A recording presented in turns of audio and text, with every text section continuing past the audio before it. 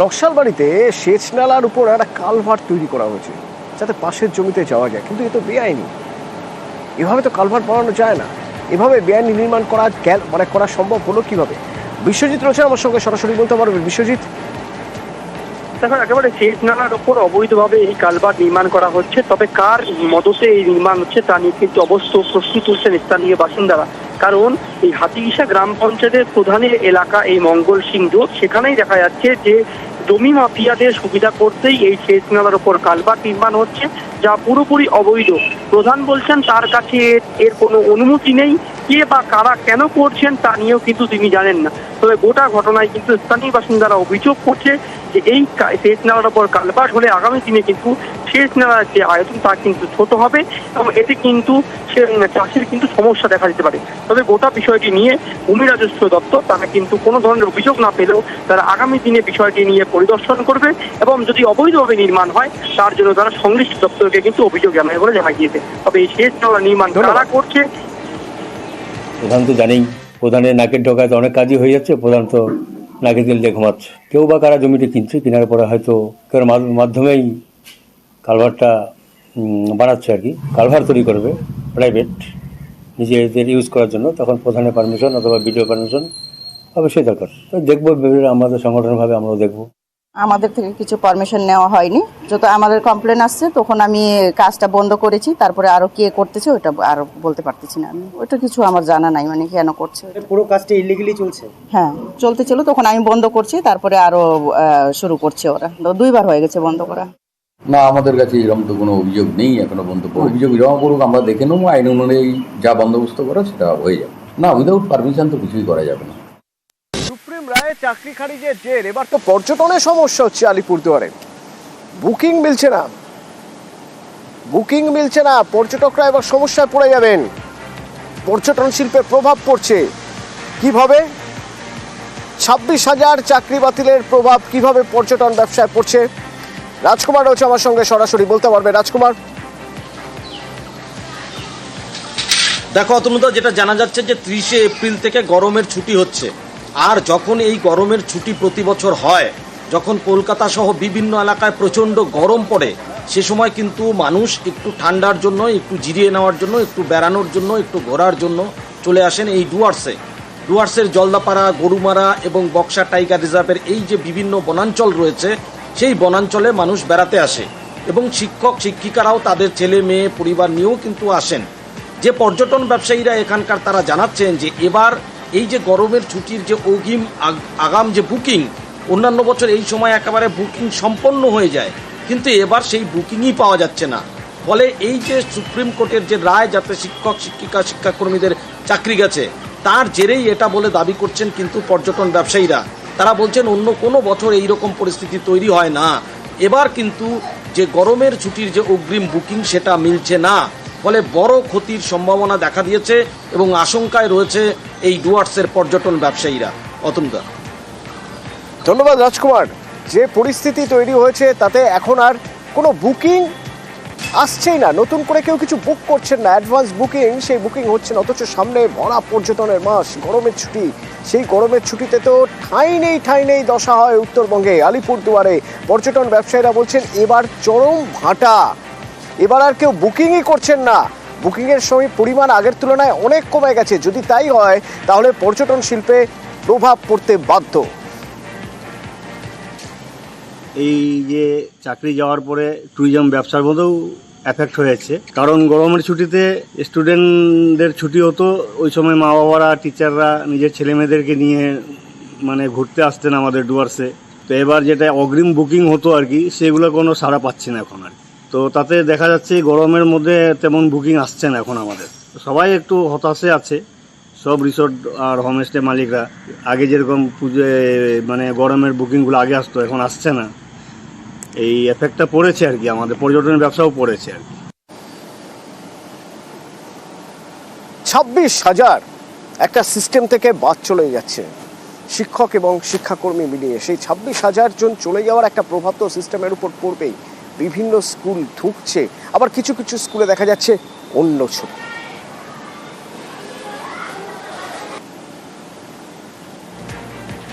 যেমন সোদপুরের দুটো স্কুল, এই দুটো স্কুলে পর্যাপ্ত শিক্ষক আছে, কিন্তু স্টুডেন্ট না, নেই।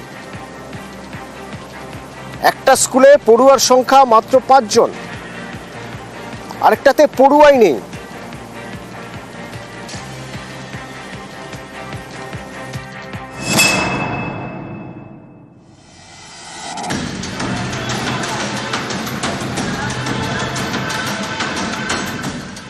স্কুল আছে, ক্লাসরুম আছে, সেই ক্লাসরুমে তালা, কারণ একজন পড়ুয়াও নেই।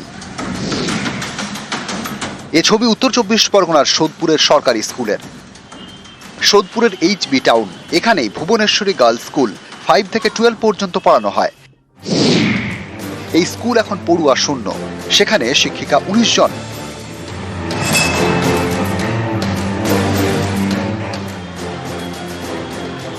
HB টাউনে ভুবনেশ্বরী গার্লসের কাছে আরেকটি সরকারি school, Sodepur Sushil Krishna Shikshayatan for boys. এখানে পড়ানো হয় 5 থেকে 12 পর্যন্ত। এই স্কুলে পড়ুয়া মাত্র 5 জন, শিক্ষকের সংখ্যা 11। এই মুহূর্তে এটা নিয়ে কোনো কমেন্ট করা দরকার নেই। কতজন শিক্ষক রয়েছেন আপনাদের স্কুলে? না, দরকার নেই, ছেড়ে দাও। এখন পোর্টালে সব আছে, তো each and everything you know. কতজন? আমাদের যারা আধিকারিক আছে তারা ভালো বলতে পারবে, আলাদা করে কিছু শোনার নেই, সব তোমরা জানো। এই নিয়ে কোনো কমেন্ট করবো না। সুপ্রিম কোর্টের রায়ে 26,000 শিক্ষক এবং শিক্ষাকর্মীর চাকরি বাতিল হয়েছে। এর জেরে রাজ্যের বহু স্কুলে এখন শিক্ষকের অভাব, অনেক জায়গায় ক্লাস বন্ধ, কোন স্কুলে আবার একা একা সব সারছেন প্রধান শিক্ষক। সোদপুরে কিন্তু অন্য ছবি। এখানকার 2টি সরকারি স্কুলে শিক্ষক শিক্ষিকা আছেন, কিন্তু পড়ুয়া নেই। সোদপুরে 2টি সরকারি স্কুল মিলে পড়ুয়া 5, শিক্ষকের সংখ্যা 30। স্থানীয়রা প্রশ্ন তুলছেন, এই 2 স্কুলের শিক্ষকদের কেন অন্য স্কুলে পাঠানো হচ্ছে না, যেখানে এখন শিক্ষকের সংকট? এই স্কুলে তো স্টুডেন্ট নেই, নামমাত্র স্টুডেন্ট, কিন্তু শিক্ষকরা আসছে, সময় কাটিয়ে চলে যাচ্ছে। এই শিক্ষকদের যদি অন্যত্র কোনো স্কুলে পাঠানো হয় তাহলে ওই স্কুলের পঠন পাঠনগুলো খুব সুবিধা হবে। বহু স্কুলের টিচারের অভাবে ক্লাস বন্ধ হয়ে যাচ্ছে, অথচ এখানে টিচাররা দিনের পর দিন, বছর পর বছর বসে বসে মায়না নিচ্ছে। এটা খুব দৃষ্টিকটু। সরকারের কাছে আবেদন করছি এই টিচারগুলোকে বিভিন্ন স্কুলে ডিস্ট্রিবিউট করে দেওয়ার জন্য। এ নিয়ে 2 স্কুলেই কেউই মুখ খুলতে চাননি। সোদপুর থেকে সুবীর দে, নিউজ 18 বাংলা। বেশ কিছু সেতু দেখাবো আপনাদের, ব্রিজ, যেগুলো খুব গুরুত্বপূর্ণ এবং যেগুলোর দিকে নজর দেওয়া জরুরি। যেমন ধরুন জলপাইগুড়ির এই ব্রিজটি, বয়সের ভারে আস্তে আস্তে এই ব্রিজ বসে যাচ্ছে। দ্রুত যদি এই ধানতলা সেতু বা ধানতলা ব্রিজের ব্যবস্থা না করা হয় তাহলে ঝুঁকি বাড়ছে পারাপার করতে গিয়ে। কতটা ঝুঁকি, এলাকার মানুষ কি বলছেন শুনুন। ব্রিজটা খুবই দুর্বল হয়ে আছে, একটা পিলার তো ঝুলে আছে। আর বিশেষ করে এইখানকে যে স্বাস্থ্য আর কি যাতায়াতের অ্যাম্বুলেন্স হইতে সব কিছু, সদর হাসপাতালে, এগুলো সব কিছু আমাদের এই ব্রিজটা দিয়েই যাতায়াত করে। ব্রিজের বর্তমান যা কন্ডিশন, আমরা প্রচণ্ড আতঙ্কের মধ্যে আছি। ব্রিজের 2টা পিলার সাইডে ডাইবে গেছে, ব্রিজটা মাঝখানে ঝুলে আছে, যে কোনো মুহূর্তে ভেঙে 2 ভাগ হয়ে যেতে পারে আর কি। আমার সহকর্মী শান্তনু রয়েছে আমার সঙ্গে। শান্তনু, প্রথমত জানতে চাইবো এই ব্রিজ, ধানতলার এই ব্রিজ কতটা গুরুত্বপূর্ণ, কত মানুষ নির্ভর করে আছেন এই ব্রিজের উপর? দ্বিতীয়ত জানতে চাইবো কত পুরনো এই সেতু? দেখো, 30 বছরেরও পুরনো এই সেতু, কিন্তু দেখা যাচ্ছে কোনো রকম সংস্কারই হয়নি এই সেতুটির, এবং তার ফলেই কিন্তু আজকে এই ক্ষয়াটে অবস্থা। এবং এই সেতুর সঙ্গে পার্শ্ববর্তী 20টি গ্রামের সরাসরি যোগাযোগ, এবং আশপাশের আরও কয়েকটি গ্রাম কিন্তু এই সেতুর উপর নির্ভরশীল। তাদের যাতায়াত, চিকিৎসা পরিষেবা থেকে শুরু করে স্কুল, কলেজ, এবং কি এলাকা কৃষিজীবী এলাকা, সেই এলাকার কৃষকরাও কিন্তু তাদের কৃষিপণ্য এই সেতুর উপর নির্ভর করে নিজে আসা নেওয়া করেন। এবং এই সেতুটি 30 বছর আগে তৈরি হওয়ার পর থেকে যেটা স্থানীয়দের অভিযোগ, যে এই সেতুটি সংস্কার না হওয়ার ফলে সেতুর যে পিলার রয়েছে তা অনেকটাই বসে গেছে, এবং সেতুর যে সংলগ্ন বিম রয়েছে তা কিন্তু অনেকটাই সরে গেছে। তার ফলে যে কোনো সময় কিন্তু বড়সড় রকমের বিপদ হতে পারে। আশপাশেই রয়েছে আরও 3টি বিএসএফ এর ক্যাম্প, বিএসএফ এর গাড়িও এই সিপাহীপাড়ার যে বিএসএফ ক্যাম্প রয়েছে সেখানকার যে বিএসএফ জওয়ান রয়েছেন তাদের যে গাড়ি, সেই গাড়িও কিন্তু এই সেতুর উপর দিয়ে নির্ভরশীল এবং সেতু দিয়ে যাতায়াত করেন। তার ফলে সেতুটি যদি কোনো কারণে যদি দুর্ঘটনায় ক্ষতিগ্রস্ত হয় বা কোনো রকম ক্ষতিগ্রস্ত হয়, সেক্ষেত্রে যেরকম প্রাণহানির আশঙ্কা থাকছে, কারণ প্রতিদিন প্রচুর মানুষ এই সেতুর উপর দিয়ে চলাচল করেন। পাশাপাশি এই সেতুটি যদি কোনোভাবে ভেঙে পড়ে তাহলে কিন্তু রীতিমতন বলা যেতে পারে 20-25টি গ্রামের যাতায়াত সম্পূর্ণভাবে বিচ্ছিন্ন হয়ে পড়বে।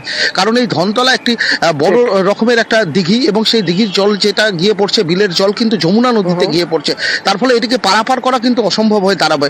ফলে সেখানকার রীতিমতন 20 থেকে 25টি গ্রামের মানুষ সরাসরি বিচ্ছিন্ন হয়ে পড়বে। বিএসএফ জওয়ান যারা রয়েছেন, বিএসএফ ক্যাম্প রয়েছে পাশে, মানুষ বিচ্ছিন্ন হয়ে পড়বে যদি এই সেতু ভেঙে যায়, সেতু যদি আর পারাপারের অযোগ্য হয়ে যায়। থেকেই খুব খারাপ অবস্থায় আছে, তো এদিক দিয়ে অনেক লোকই যাতায়াত করে, কিন্তু এখন যা পরিস্থিতি সেতুটার যে কোনো মুহূর্তে এটা ভেঙে যেতে পারে এবং মানুষের প্রাণহানিও ঘটতে পারে, এই অবস্থায় আছে। তো আমরা এর জন্য অনেকবার চেষ্টা করেছিলাম, কিন্তু কোনো কিছুই সুরাহা হয়নি। তাও প্রায় 30-32 বছর কোনো সংস্কার হয়নি। না।